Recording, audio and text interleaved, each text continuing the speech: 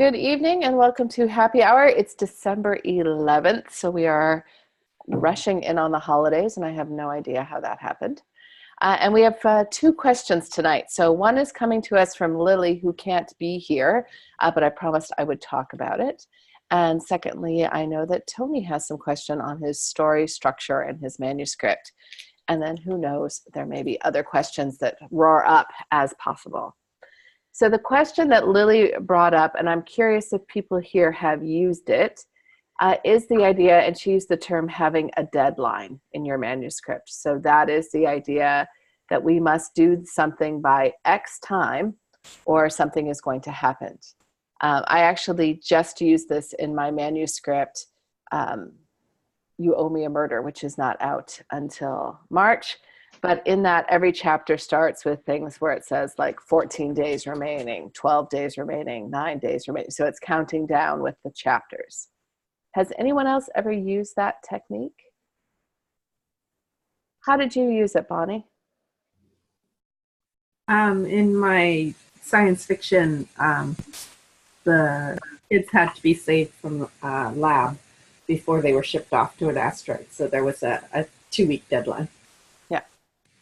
So, Tony, did you use this in your thriller? Yeah. I've got the time of the implant, the memory implant is going to, within like, I think it was 7 days that he had to do something, or he might die, or they didn't, but there was a ticking clock, definitely a ticking clock.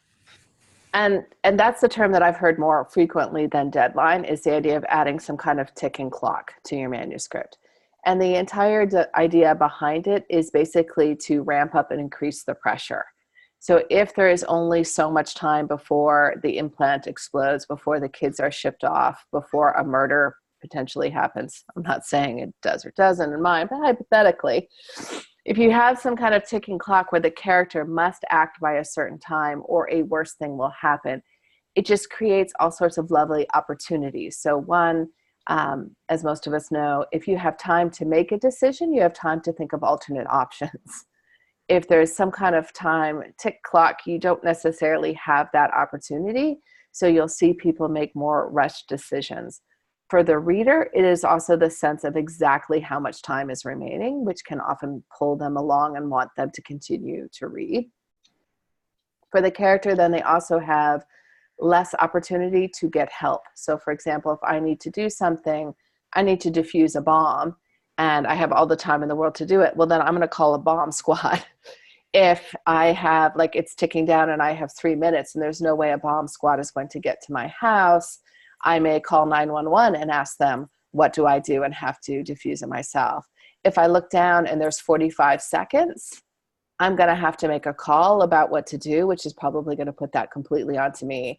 And I'm going to be desperately trying to remember various Die Hard movies around whether you cut the red wire or the blue wire or some sort of combination thereof, in which case you're all pretty much doomed. But the idea of any type of deadline is it will pick it up. You do see it, I think, most frequently in thrillers, where there will be, this thing needs to happen before the world blows up, this thing needs to happen before the kidnappers take action, before some event is coming where we know there's going to be a terrorist act, et cetera, et cetera. It just, the thriller genre lends itself really well to ticking clocks. And in fact, if you can think of some movies that actually had that going on, or if you remember the 24 TV series, they used to have the clock in the bottom because every episode was sort of one day, so it was always clicking.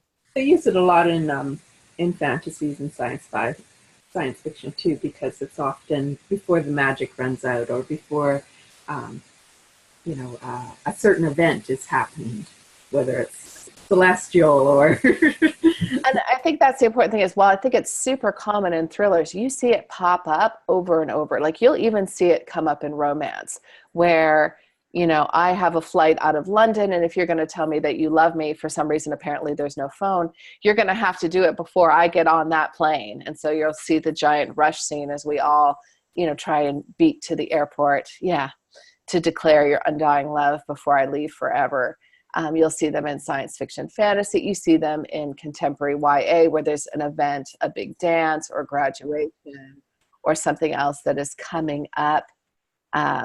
and people are desperately seeking to get in there before the deadline ruptures. So while it's most common in thrillers, it shows up in all sorts of things, and it really is a technique and tip by the writer to increase the overall pressure and tension on the story, because all of a sudden, if we don't do this by X time, then worse circumstances are going to happen.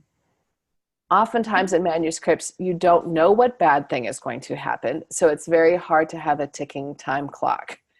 So some of it depends on if your story is predicated on the idea that this event is going to happen, this murder, this running out of time, this magic running out, as Bonnie put it, this implant exploding, this bomb exploding, then you're building up to that. And the reader is wanting to know, like, is that thing going to happen or not going to happen? You may have a story where the reader doesn't know what we're building to. So I'm trying to solve a murder, for example, and unless I'm getting the murderer's point of view, I don't necessarily know that they're going to commit another within X amount of time, unless they handily send me a nice letter to the newspaper saying, if you don't catch me by Saturday, I will kill again, which of course then lends itself. Do you have to have a ticking clock or a deadline?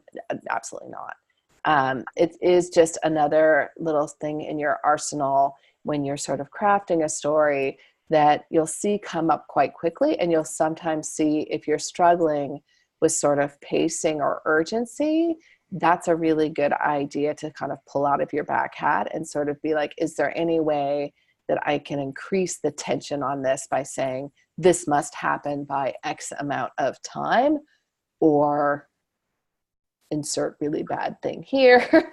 And then that will sort of push that along. So Lily, I'm super excited to see you. I mean, I don't see you, I just see your name, but I know that you're here. We were just talking about your question about deadlines, and I wanted to know if you had anything specific you wanted us to address or not. And you can put it in the chat window if you like, or turn on your mic.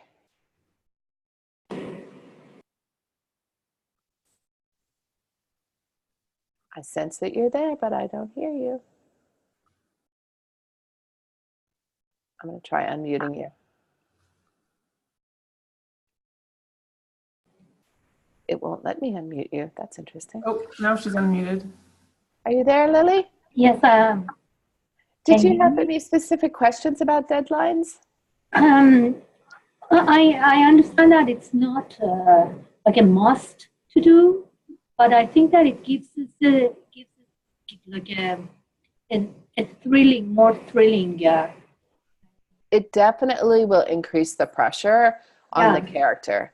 And again, especially if you are writing a thriller, looking to have some way to amp the pressure, and not just one, but multiple ones. So not only is there a ticking clock, but the potential danger directly involves their family, and et cetera, and et cetera, and et cetera. Just all adds to sort of umping the got to do it now kind of thing. And again, as soon as you increase the pressure, you have increased conflict, because most of us don't respond very well under pressure. If you've ever, for example, done a home renovation with a loved one, it's a good time to sort of see how that sort of goes.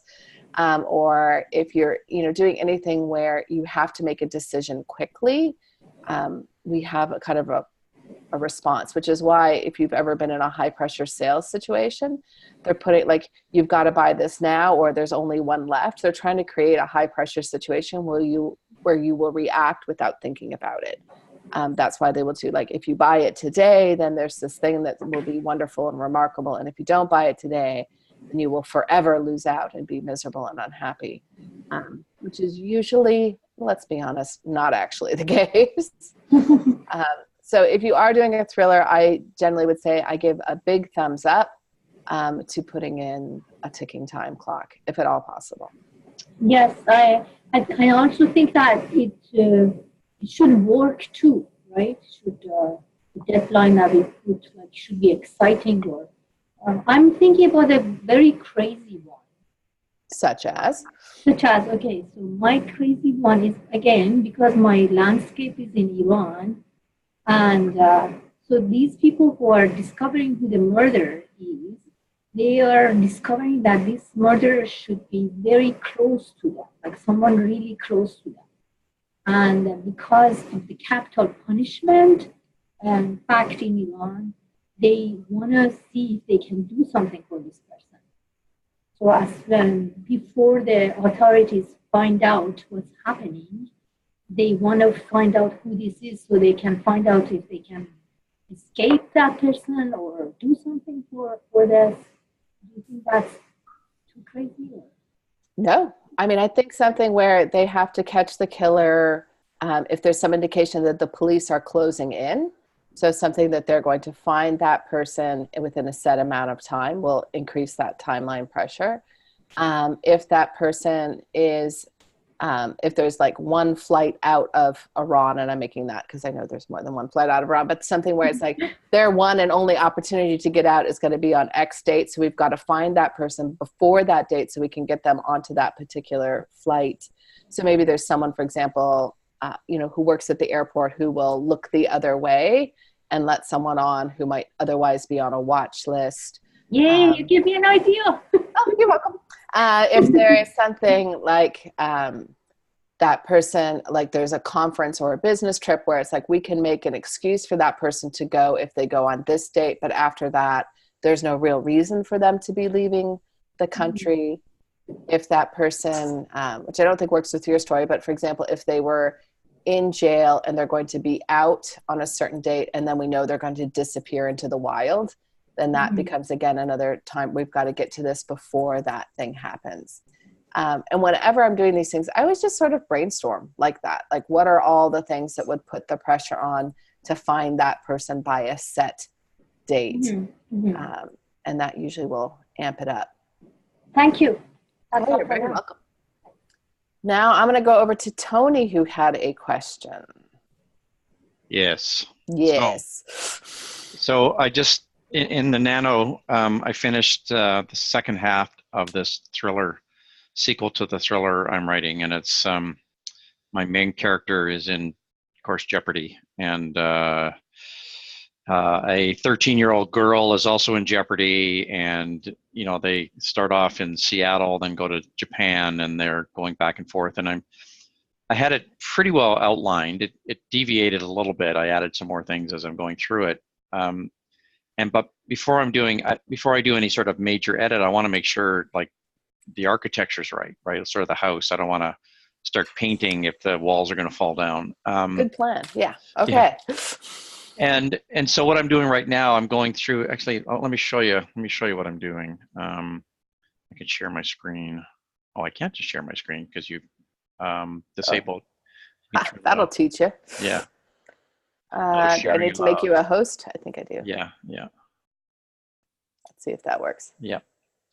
Okay, let me share my screen. So,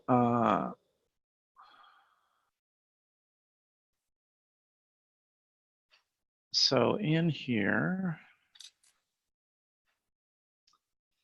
this is Scrivener, and I've got the outline view. So I've got each scene. I've got a synopsis. I'm not quite done it yet, but I'm going through it. Here's like the opening. There's a turning point. I'm using the story grid kind of methodology, and I've got to add some tension, and I've got it, who the characters are and things like this. But what I'm looking for is when you get to this point, or if you've read, is there a way to map this? Like I need to go through all the different scenes, and I've got, like as you see with Act 3, I've got a bunch of different things that I haven't done anything with yet because I've still got to go through it.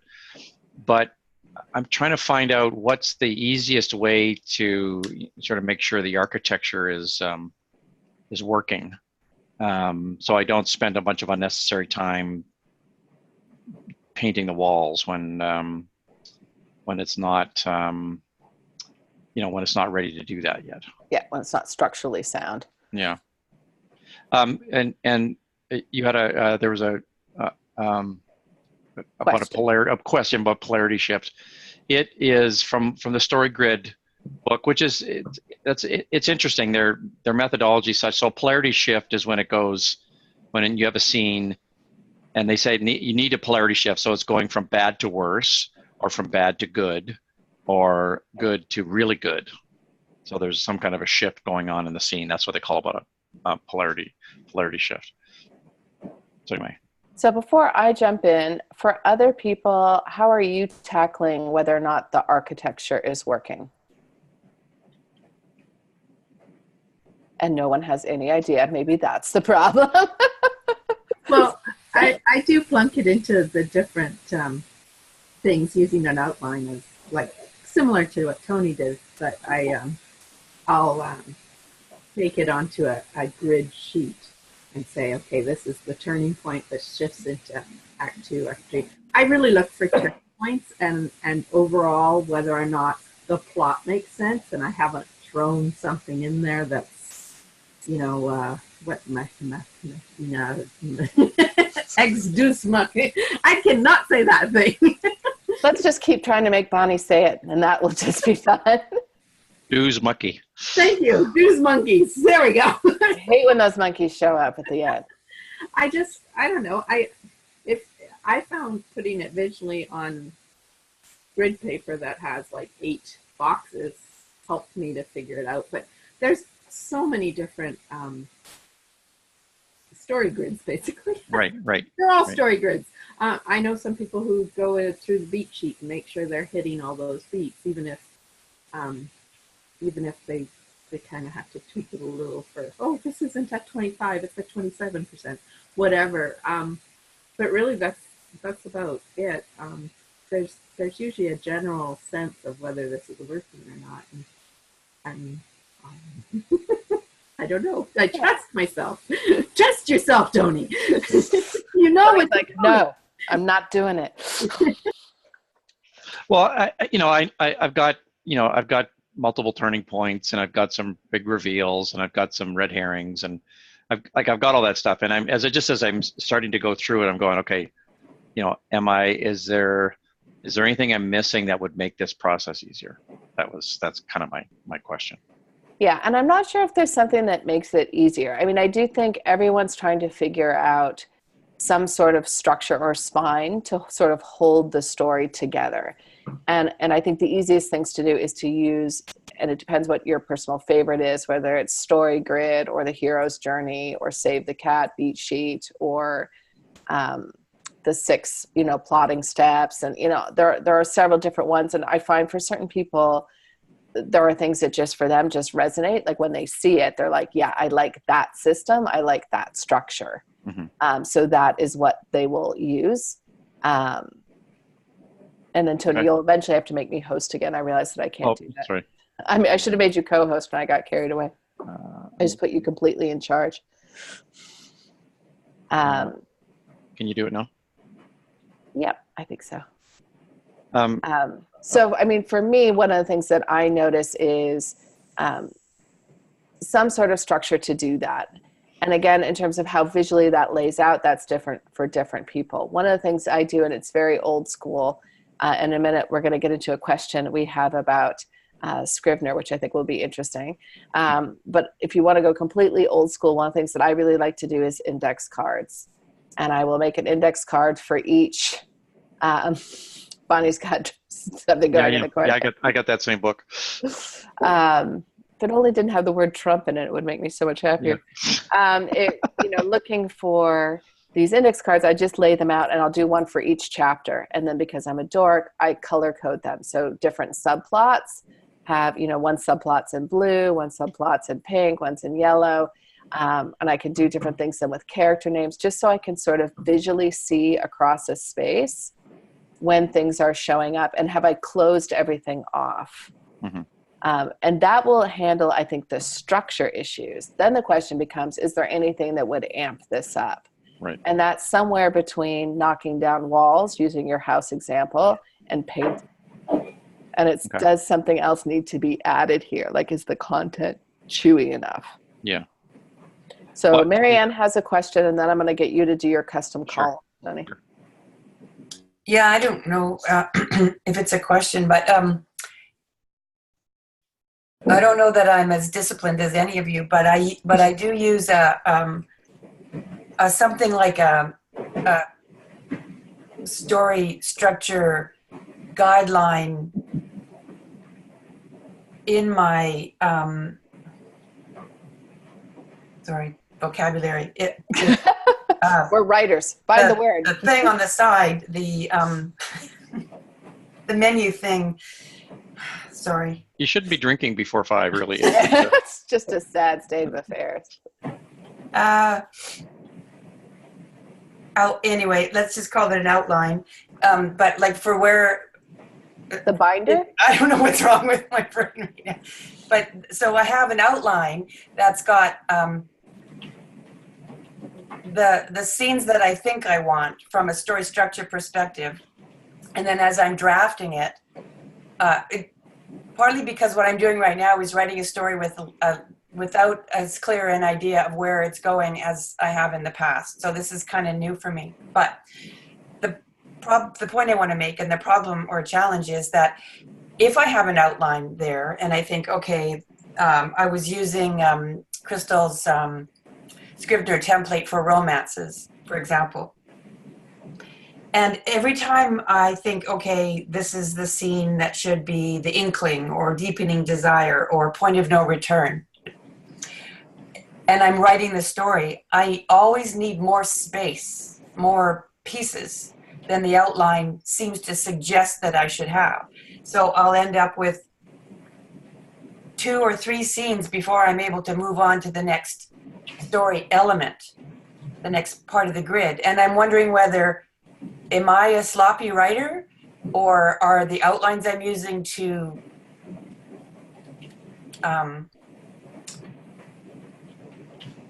like find the word. I want to see what you said.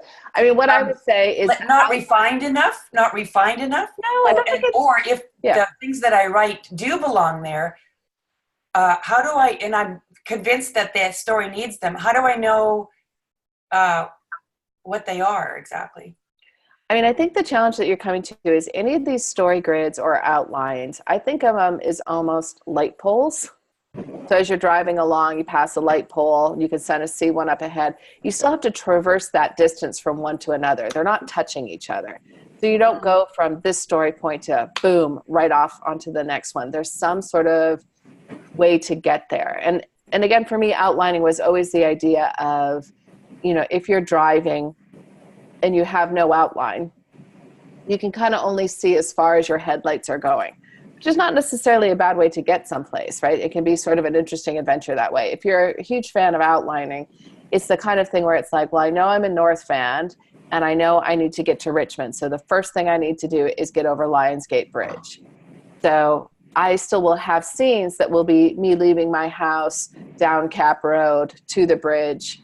And then, okay, now I'm at the bridge. Now I know the next scene is that I need to go down, you know, Georgia Street's going to be the next book. But I still have to show myself getting through the park and doing those things. So I don't think it's that you're a sloppy writer. I think you're just filling in and hitting those next points to get there. So if I'm navigating between 2 light poles or whatever points on the map, and it takes me 3 scenes, and I know where I'm going, but as the story is rolling out, it just takes a bit more space. That's not a problem. I'm not necessarily and I think veering off the road. Some of the story points, there are quite a few scenes that go in between one and the other.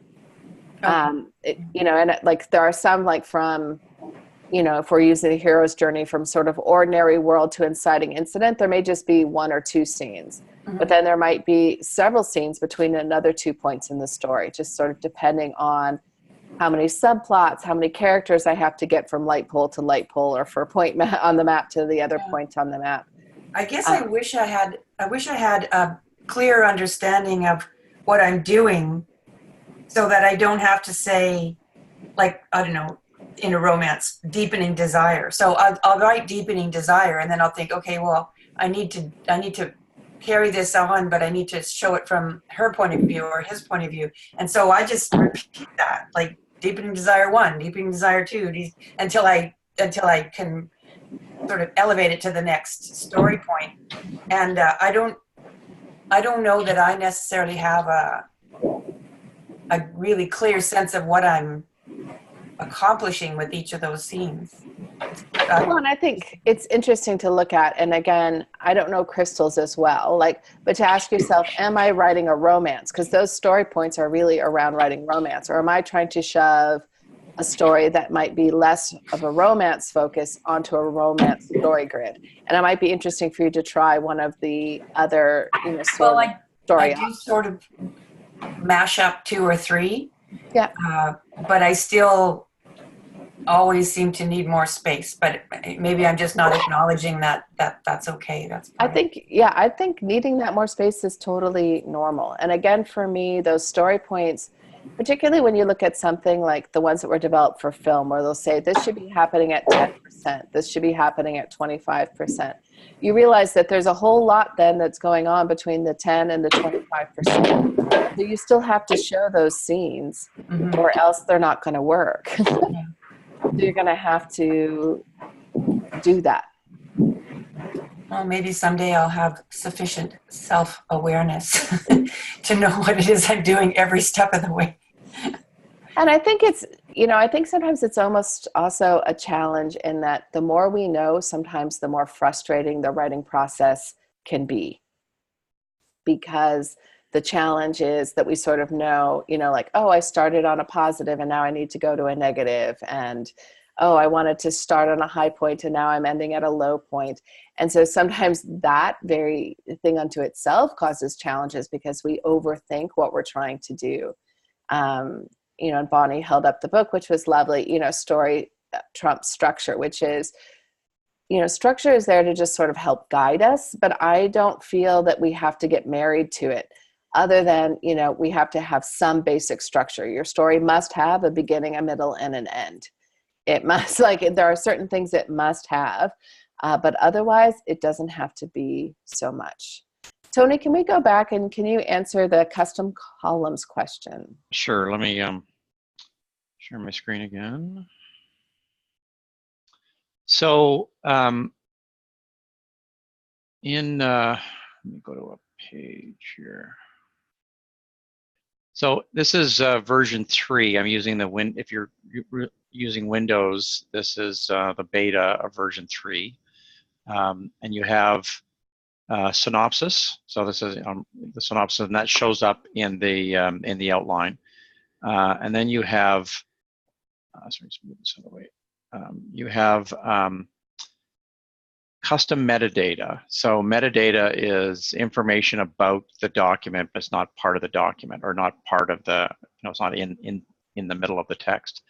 And you can create metadata. I went over here, project settings, and I can add a new piece of metadata. So I could go, this would, it might be a weapon, if I wanted to use a weapon.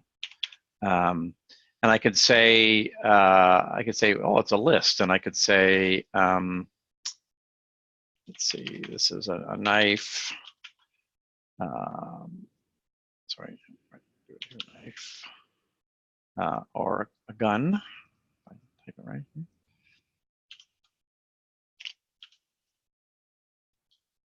Crossbow? Yeah, I'm going to say rock. Sorry, it's old school.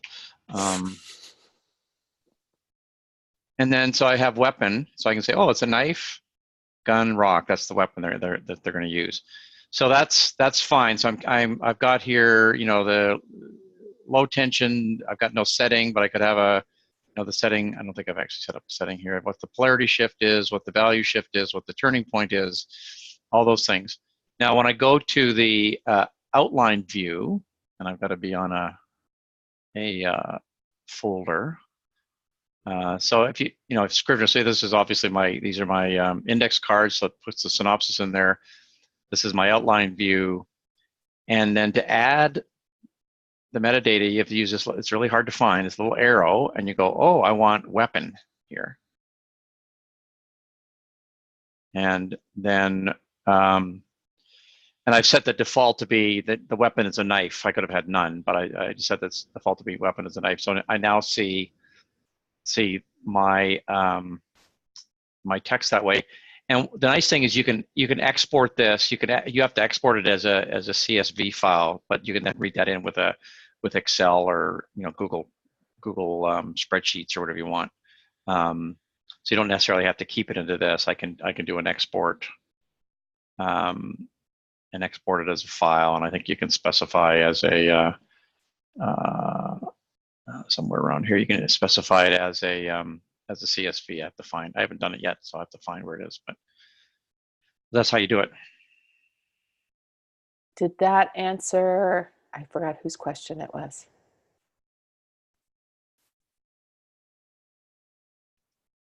It's like, Yeah, that was great. Thanks, Tony. yeah. Okay. So yeah, I think it's quite interesting because I used Scrivener and then I let it go, and now I'm becoming intrigued again with it. Tony, for you, in terms of just kind of going full thing back to your structure, how does something like that outline help you? Well, since I've got about 100,000 words, right, and I've got a bunch of scenes and I got a bunch of things happening, I've forgotten mostly what's happened in the story, right? Like I know beginning, middle, and end, but what happens at this point and that point. So what I want to do is I'm going through, I'm doing a synopsis for each scene. I'll probably then export it and then map it to the hero's journey, for example, to see, do I have a belly of the beast, do I have a refusal of the call, and those sort of things, to see what I'm missing. I also then have to do a subplot view because I've sort of got the main thrust, but I'm not sort of separating. Like I've got a subplot of the character, the 13-year-old girl wants to be a ballet dancer. So I've got to figure out how, and I've written the subplot, but I'm not tracking it. So I want to make sure I'm tracking it. And as you say, closing it correctly. I don't want to leave a subplot hanging. Although, keep in mind, since you are doing a series, I don't know, do you intend there to be another book in this series? Yeah, I sort of have an idea of a third one. I haven't really written anything, but I do have an idea of a third one. So in those instances, so I just want to raise that in terms of if you are writing a series, you may be opening some doors that you don't intend to close in this particular book. Right. Just so that people aren't thinking that you have to close all of them, because you don't. Yeah. So that well, what's interesting, so as I'm writing through this, there's some things that I need to change in the first book because they make sense in the second book. Right. Like funny enough, right? So this is why some people, if they're doing a series, they will actually hang on to publication of the first book until they're fairly well along, either book 2, right. And then conversely, if they're doing book 3, holding on to book 2, just because sometimes you realize like I need to open something up in that previous book to make it pay off better in this second book. Right. If you don't have that luxury, depending on your timeline or how publication worked, if you had something come out, you just have to have some way that you're tracking. And so something like the spreadsheet that you're showing, Tony, or whether those are paper and pencil index cards, or whether that's an Excel spreadsheet, you need some way of tracking and being able to find where you put that information so you can go back when you're writing a later book and sort of know how that's going to work. Yeah. That's going to be important.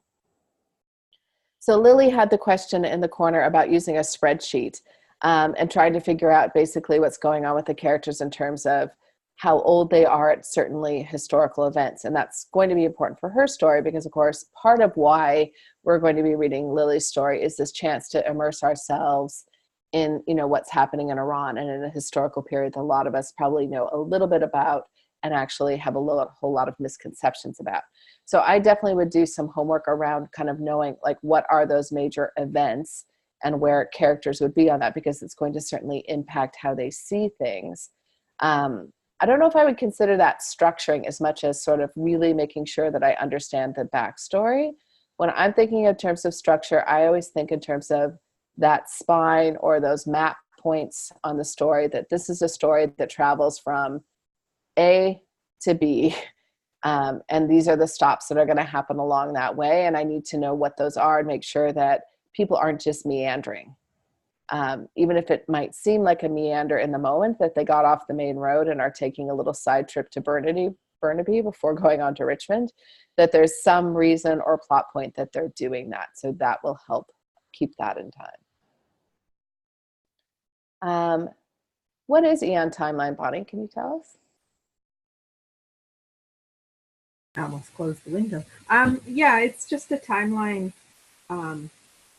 program, and it actually does work with Scrivener, and the things that I create in to track in my timeline, I can also set up as metadata in Scrivener, so it's quite handy because then you can add that in. So I have the setting and things, but AM timeline is something that you can use for the entire story, and then different timelines for your characters. So you can have their birth, or this is when their mother died, or this is when their village was taken over, or this is when their sister got a job.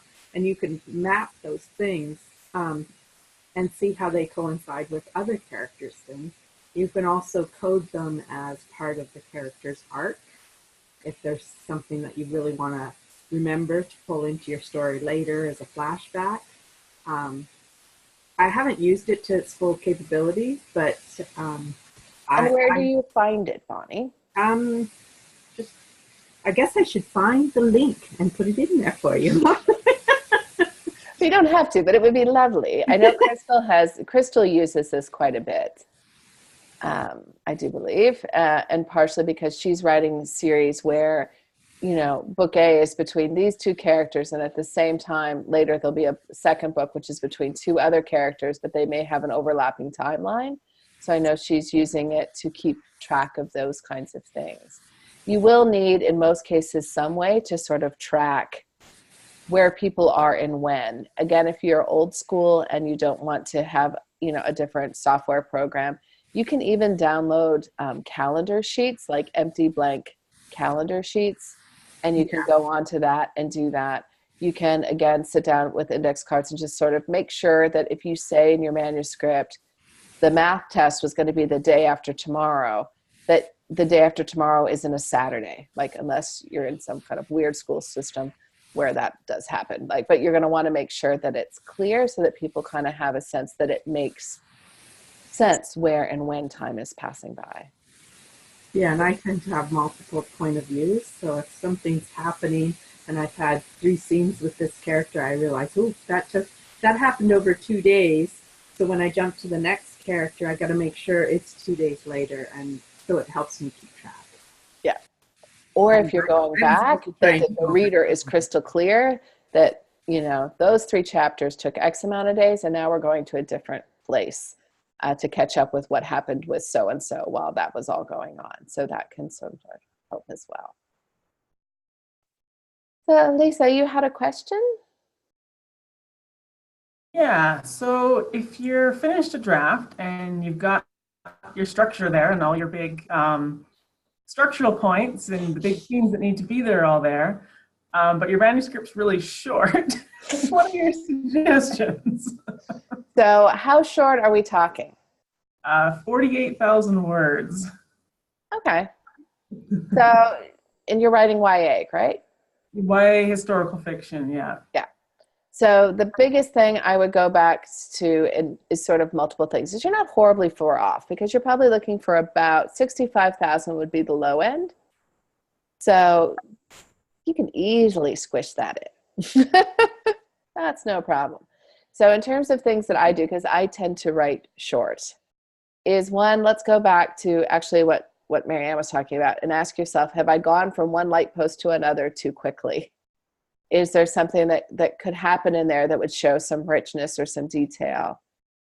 Because you're writing historical, I would be very interested, like, am I giving enough context or showing enough in the scene that might add to that? Because of course that's a place I'm really going to want to see in a very different way than wanting to see Lily's version of Iran. I want to know kind of what's going on there. So that would be another thing I would look at. I would look at whether or not there's room to expand a subplot. So again, having seen some of your pages, is there more or something that could be happening between the 2 different sisters that could be expanded upon that would provide some additional meat in those sort of scenes? And then the last thing that I think about is, do I need a whole other subplot as well? Like, is there something else that needs to be added? Bonnie's all happy. She loves her a subplot. So she's clapping her hands. So that will be that. So Bonnie, you talked about this, which I know that you've done because I've seen some of your revisions. how do you unpack a scene where you have, you know, a scene that's kind of, you know, tight and it's lean? Like, how do you say, like, okay, I'm going to unpack it without feeling like I'm adding unnecessary details? Yeah, and I do tend to have to do that because I'll summarize the scene. You know, it's almost like you're putting a stage direction. These things are happening in the scene, and then when I go in to revise it, I'm going, wait, how does the character feel? What did they see? Give it a chance for the reader to actually feel like they're in the scene, that they're experiencing it. And as soon as you try to make the reader experience what the character is experiencing, it automatically doubles the scene. I think they need those moments.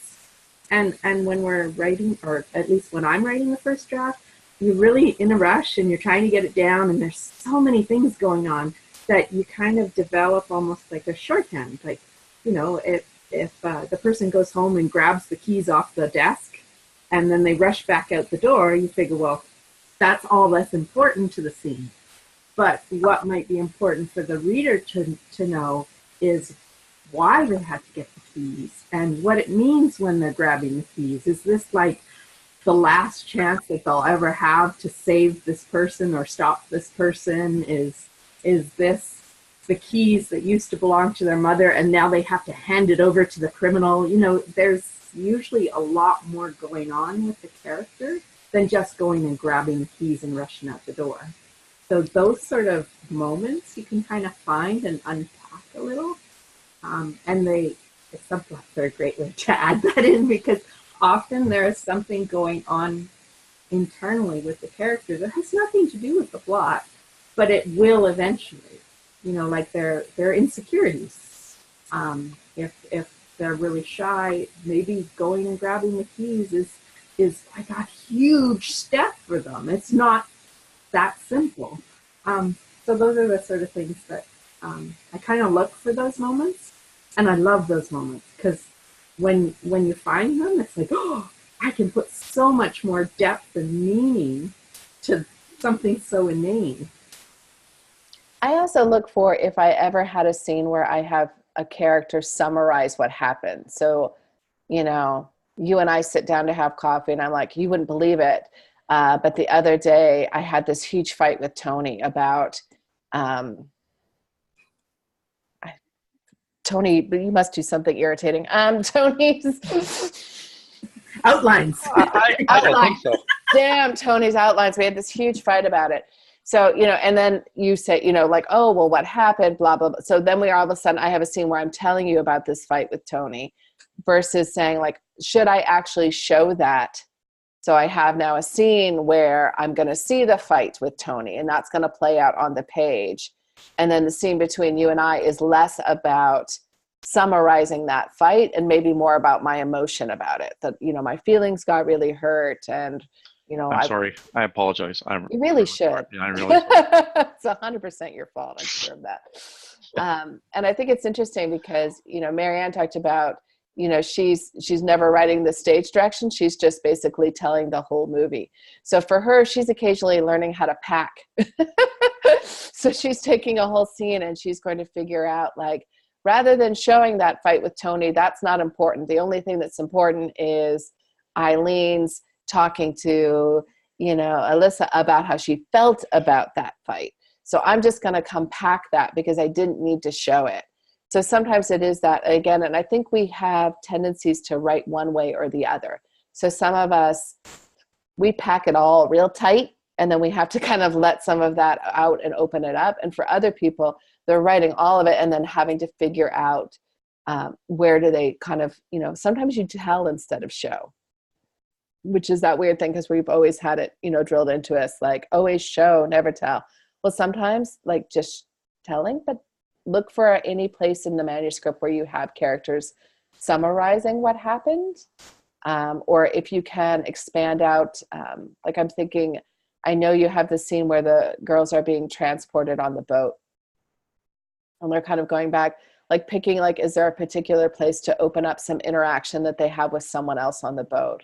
Or I don't know, because I only saw a little slim bit about it, but like, is there a scene where they're being dragged on it, and what's her feelings, and, taking it in so we can see. I have no idea what a slave ship might look like. Like, are they tied, 4 to a row to a thing? Are they in cages in the hull of a ship? Is it a very low, shallow ship? Like, I actually don't know what that looks like. So that might be a place where I'm going to unpack the beginning when they get on, and then I'm going to show, because one of the things you did in that is have kind of these short little snippets, because the character's kind of going in and out of consciousness. And you take us, I don't know how long that trip would take. I don't either. I can't figure that out. So it might be interesting, like, to figure out, like, distance wise, like, do you know where they are in space? Like, yeah, but I can't figure out how to actually calculate ancient sailing times. Yeah. It depends on the seasons and the tides and the winds. I haven't actually been able to find any timelines for how long it takes to get from point A to point B. I might be interested to even Google, like, even modern sailing times. Like, how long does it take to sail from A to B? And then I would feel fairly comfortable being like, I bet it took a lot longer. But at least you can be in the ballpark. Like, if you Google it and they say right now, if you want to, travel from this point to that point, it's going to take, if you want to go from Vancouver to Victoria, it's going to take you, I have absolutely no idea, 2.5 days to sail that distance. I can be like, okay, well, I'm going to say that this is in the olden times. So they, nobody would have been sailing at night. They would have dropped anchor. And I'm going to say that, it's going to be poor weather. So I'm going to double that. Then that might make sense. But I do know there's no way it's going to be 3 months to sail from Vancouver to Victoria, like, not without some really good reasoning to do that. At least will give you some idea to decide around, like, is this a month or is this like a week or something like that, where you can have at least some ideas. And it also might be interesting to ask a librarian if there's some resource that might have some of that we aren't normally thinking of. Librarians are remarkable people with research. Like, if you said, I'm looking for ancient sailing times, do you know where I might find that? They may actually be able to dig it out for you, which would be darn nice of them, actually. And they may be able to find that for you. But then again, as Marianne's pointing out, you get to have some decision about whether or not you want to say that they had horrible weather, or there was a storm, or there was a sickness that broke out on the ship, and so it's taking, X amount longer. But there may be other ways to show that, like, maybe some of the slaves on the ship are dying and their bodies are just being dumped off the side. And maybe your character has to, help carry some of the bodies up for that. And, so as a reader, then we're getting those additional stakes of, she feels horrible and sick on this voyage, but it is a fatal voyage for some individuals. Or, maybe they're talking to someone who's telling them what's going to happen. We're going to sell you, blah, blah, this is what you can expect. And she's, flash forwarding to, the dread of what's coming to kind of, and it's only going to be X number of days till you get to port. So now we have a ticking time clock going on to kind of take us full circle with that. So that can be ways. And I think you would be surprised, and looking around some of those key turning points around, as sort of Bonnie was saying, are there scenes around those where I can really emphasize emotion or interior thought? Because that's the time that the reader most wants to be in that person's head, is to understand how and why they're making those shifts. Okay, thank you. Especially if you have a theme or a message that you really feel strongly about for the book. Sometimes I post that by my desk, and when I'm thinking, well, what can I do with this scene? Because every scene needs to have a purpose. I'll look at that as guidance, and I'll go, oh, if I showed her actually being really strong when everybody else is really weak, that kind of puts in place that she's going to be stronger later. She shows strength at a time when everybody else is weak, something like that. But just It just makes the scene do something towards the theme rather than towards the plot. And I guess it eventually ties into plot somehow. It's magic. Yeah. I think you can do that, is do kind of a list of, like, what are the things I want to accomplish out of this scene? And is there any way to add anything whether that's an interaction with another character, something to the setting. So for example, if you're like, I really want to show that this person is feeling claustrophobic on this ship, being like, okay, then I'm going to expand out my setting descriptions because I can really hammer that home. Or I want to show that she's growing closer to her sister. So I'm going to talk about a scene where maybe the sister, because she's healthier, is pulled into doing duty, something on the ship, and I can't see her. I don't know where she is. And so I'm panicked and freaked out. Did something happen? Did she fall off? Did one of the guards take her to do God knows what? And I'm not allowed to just get up and freely move around the ship to know where she is. But it does two things. One, it makes that ship voyage more horrific, if possible. Two, it shows that I'm starting to care more and more about what happens to my sister in a way that maybe I hadn't before. And so you can kind of, and I get to show the ship because maybe I have to come up with some excuse so that I can travel around and see what's going on. And then we lost Tony. Oh, he's got to run. I was like that. Can't wait to read it, Alyssa. Yeah. So we're losing people right, left, and center, but That's we're right. almost at the end, which is good. Just a couple bugs I want to put in people's ear. I don't know if people saw it in the newsletter, but we are having a retreat with Crystal at the end of this month. I think it's December 29th. And you can register for that retreat. You can bring a friend who's not a Creative Academy member. Like, and by bring them, I mean, we would give them login information. They don't have to hang out on the corner of your desk. But I think there's some things that are worthwhile to start thinking about. And I think it's useful just also in terms of the fact a lot of you did nano. So it's kind of a good time at this point to sort of reflect, but sort of start thinking about kind of what you creatively accomplished this year. And starting to think about, and then what are your goals for the next year? So starting to put some bugs in your ear and thinking about that, thinking about what, if anything, do you need to do to organize your space? I think, you know, a lot of people, we tend to have some time off this time of year, and it's not a bad idea to be like, to start the year as you mean to go on is sort of the saying. So for me, one of the big things I tend to do is pull out all the sheafs and piles of paper around my office and ask myself, like, which of these things do I need? Do I need to set up new Scrivener templates? Do I need to download a new software program and, you know, do a crash course on how to use this timeline program?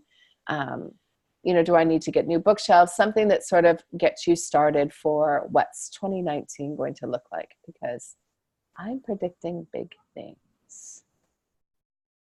All right. Any last questions before we skedaddle? Is that an announcement from Crystal in the all TCA members section? It should, well, I know it went out on the newsletter on Friday. And I will see where Newsletter. So it would be in my inbox. Yeah. Okay.